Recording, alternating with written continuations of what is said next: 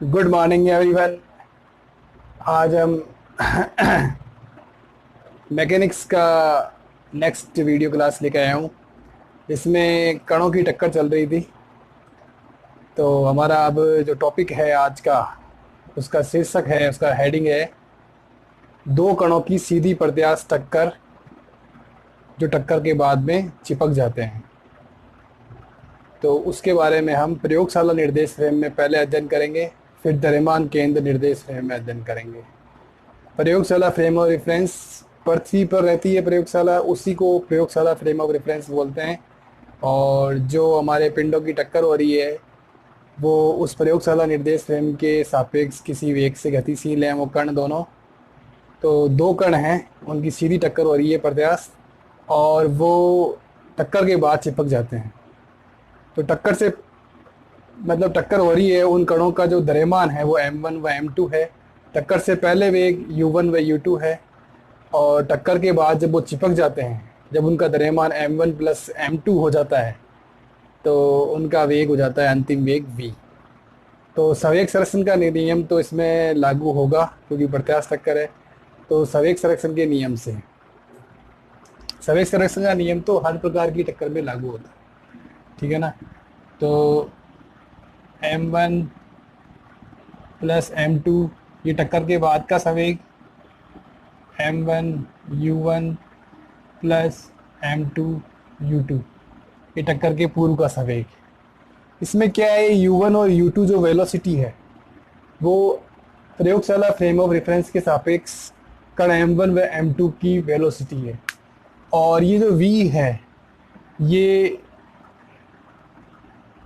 प्रयोगशाला frame of reference के सापेक्ष उस पूरा जो हमारा जो सिस्टम है दो कणों का, उसकी वेलोसिटी है। तो हम इसमें v का मान निकालेंगे, ये आ जाएगा m1 u1 plus m2 u2 upon m1 plus m2। अब यदि दूसरा कण, दो कण है हमारे पास में, एक तो m1 द्रव्यमान का, एक m2 द्रव्यमान का। यदि m1 द्रव्यमान का कण u1 वेग से गति कर रहा है और m2 द्रव्यमान का कण स्थिर है, फिर बाद में वो टक्कर के बाद चिपकते हैं तो वेग v होता है। तो u2 0 है मान लिया, ठीक है ना। माना u2 0 है, तो v जो अंतिम वेग हो जाएगा वो हो जाएगा m1 u1 upon m1 plus m2। ये इक्वेशन नंबर 1 आएगा।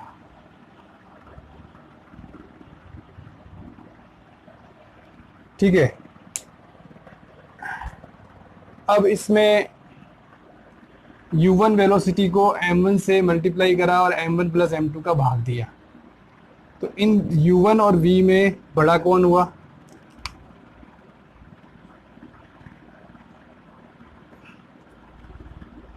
u1 बड़ा हुआ। मतलब जो टक्कर के बाद जो वेलोसिटी है, अंतिम वेलोसिटी, दोनों कण चिपक जाते हैं, जो वेलोसिटी है वो कम होती है प्रारंभिक वेग से, पहले कण के प्रारंभिक वेग से। अब हम काइनेटिक एनर्जी निकालेंगे। टक्कर से पहले काइनेटिक एनर्जी k1, दूसरा कण तो स्थिर है तो k1 हो जाएगी 1/2 m1 u1 स्क्वायर, टक्कर से पहले गतिज ऊर्जा। और k2 निकालेंगे, टक्कर के बाद दोनों कण चिपक गए हैं तो कुल द्रव्यमान हो गया है m1 प्लस m2 और वेलोसिटी हो गई है v। तो 1/2 m1 plus m2 v square, ठीक है। और इक्वेशन 1 में v का मान दिया हुआ है तो वो मान हम यहाँ रख सकते हैं। तो k2 का मान क्या आ जाएगा, 1/2 m1 प्लस m2, और v की जगह मान क्या आ जाएगा, m1 square u1 square upon m1 plus m2 का स्क्वायर। अब हमारा जो k2 है, काइनेटिक एनर्जी है, टक्कर के बाद में जो संयुक्त कण है उसकी गतिज ऊर्जा है वो कितनी आ जाएगी, सोल होके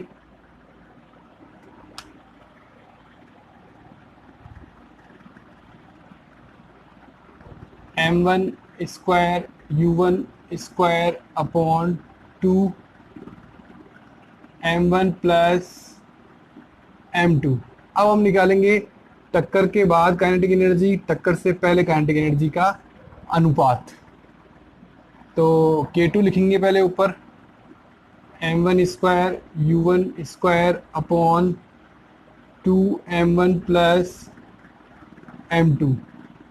फिर लिखेंगे K1 टक्कर से पहले गतिज ऊर्जा, क्योंकि U2 0 है तो यही होगी।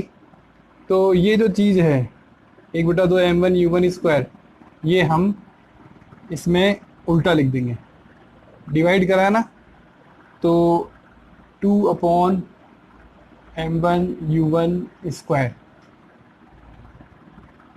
तो K2/K1 आ जाएगा। u1 स्क्वायर तो कैंसिल आउट हो जाएगा, एक m1 कट जाएगा, ये 2 भी कट जाएगा, तो आ जाएगा m1/m1 प्लस m2। ये m1 एक कण का द्रव्यमान है, m1 प्लस m2 दो कण के द्रव्यमान है।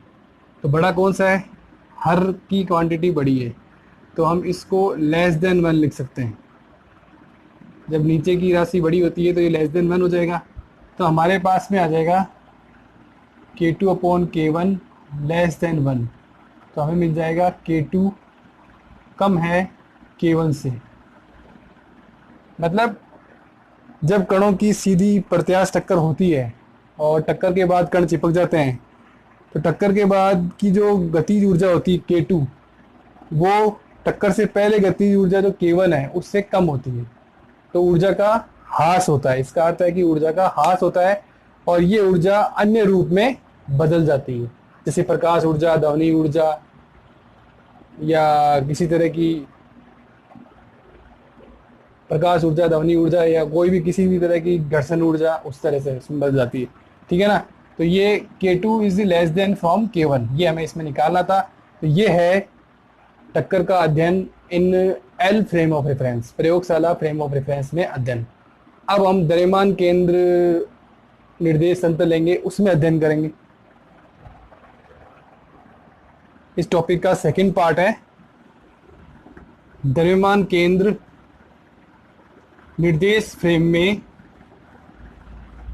टक्कर का अध्ययन।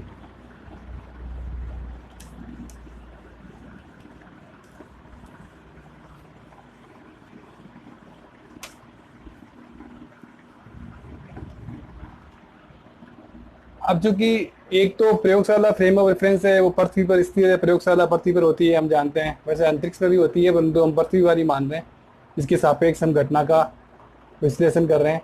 तो प्रयोगशाला तो पृथ्वी के साथ स्थिर है, धरती के साथ स्थिर है, परंतु जो द्रव्यमान केंद्र निर्देश तंत्र है उसमें जो कणों, दोनों कणों का जो द्रव्यमान केंद्र है वो उस द्रव्यमान केंद्र निर्देश तंत्र के मूल बिंदु पर है। तो वो उन कणों के साथ मूव कर रहा है द्रव्यमान केंद्र निर्देश तंत्र। तो द्रव्यमान केंद्र निर्देश तंत्र प्रयोगशाला फ्रेम ऑफ रेफरेंस के सापेक्ष गतिशील है, क्योंकि कण भी गतिशील है।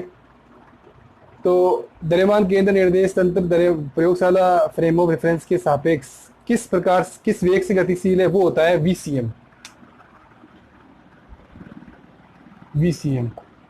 और उसका मान हम लेंगे, जो हमने पहले V निकाला था, m1 u1 upon m1 plus m2। u2 को 0 मान लिया गया है,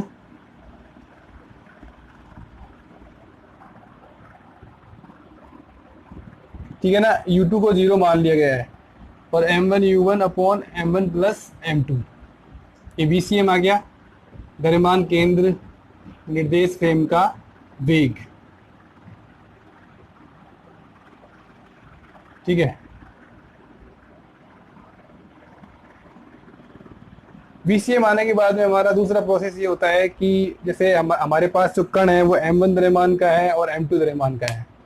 तो द्रव्यमान केंद्र निर्देश फ्रेम में m1 द्रव्यमान कण का टक्कर से पहले वेग, टक्कर से पहले वेग क्या होगा, हमने पहले भी किया है, u1 डैश बराबर u1 माइनस VCM। ये कैसे आता है मैंने पहले ही समझाया है, दोबारा समझा देता हूँ एक बार फिर से। इसे देखो, ये निर्देश फ्रेम है, ये L है, X Y Z। ये दूसरा निर्देश फ्रेम है, ये C है, O dash X dash Y dash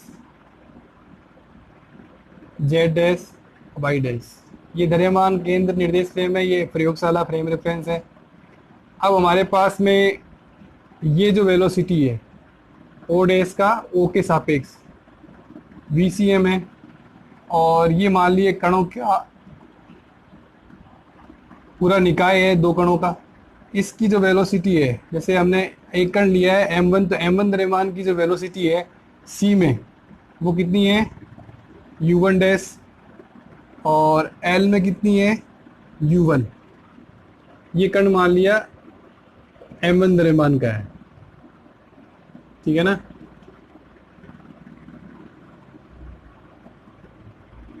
m1 द्रव्यमान का ये कण है, तो C फ्रेम ऑफ रेफरेंस में इसको वेलोसिटी u1 डैश है और L में u1 है। अब ये एरो इस तरह से डायरेक्ट हो रहा है, तो u1 की वैल्यू हो जाएगी VCM प्लस u1 डैश। तो u1 डैश हमको निकालना है, तो u1 माइनस VCM, इस तरह से हम निकाल सकते हैं। मैंने पहले ही बताया था, फिर से बता दिया, अच्छी तरह समझ सकते हैं अपने। अब बस VCM का मान रखना है।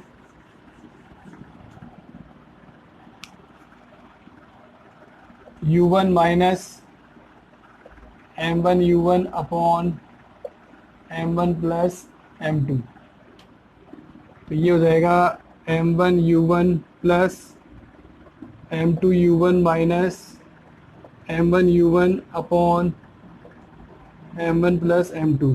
तो u1 डैश की वैल्यू आ जाएगी m2 u1 upon m1 plus m2। इसी तरह से द्रव्यमान केंद्र निर्देश फ्रेम में टक्कर से पहले m2 कण का वेग निकालेंगे। m2 कण का वेग क्या आएगा, u2 dash u2 minus VCM। हम जानते हैं u2 0 है, माइनस VCM कितना है m1 u1 upon m1 plus m2। ये हमारे पास में टक्कर के पहले वेग आ गए C फ्रेम ऑफ रेफरेंस में, u1 डैश और u2 डैश। अब हम ये देखते हैं, ये मानते हैं कि द्रव्यमान फ्रेम ऑफ रेफरेंस में जब टक्कर करते हैं u1 डैश और u2 डैश से कण, तो उनका टक्कर के बाद वो चिपक जाते हैं, तो उनका जो अंतिम वेग है वो v डैश है। v डैश लिख देता हूँ मैं, ये वेग है अंतिम वेग v डैश। तो अब हम संवेग संरक्षण का नियम लगाएंगे इसमें C फ्रेम ऑफ रेफरेंस में।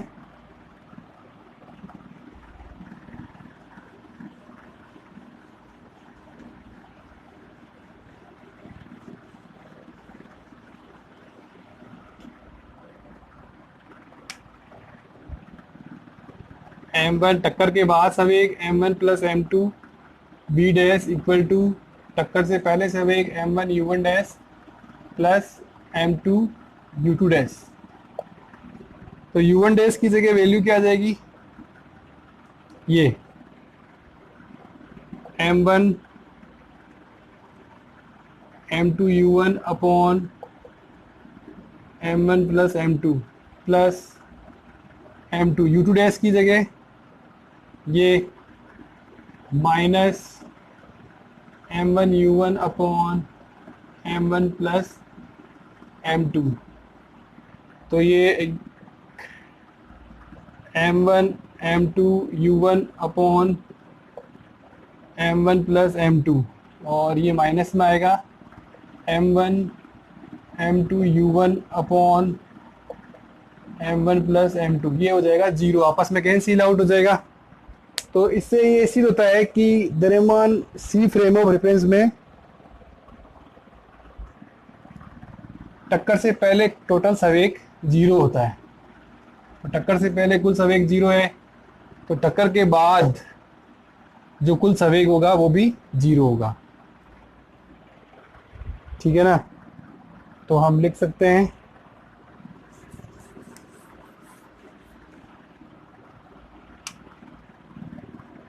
m1 plus m2 v dash बराबर 0।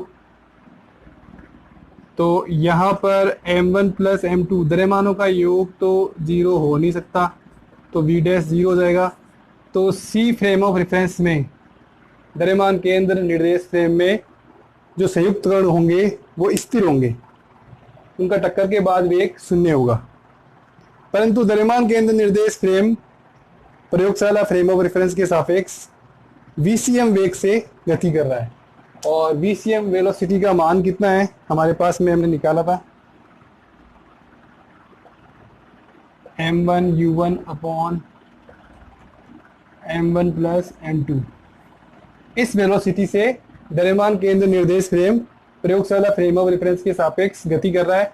तो हम ये देखते हैं कि जो हमारे पास में संयुक्त कण होगा जो C फ्रेम ऑफ रेफरेंस में स्थिर है, परंतु L फ्रेम ऑफ रेफरेंस के सापेक्ष वो जो संयुक्त कण होगा वो इस वेलोसिटी से गतिशील होगा। ठीक है ना? तो ये हमारा आज का टॉपिक था। Thank you very much.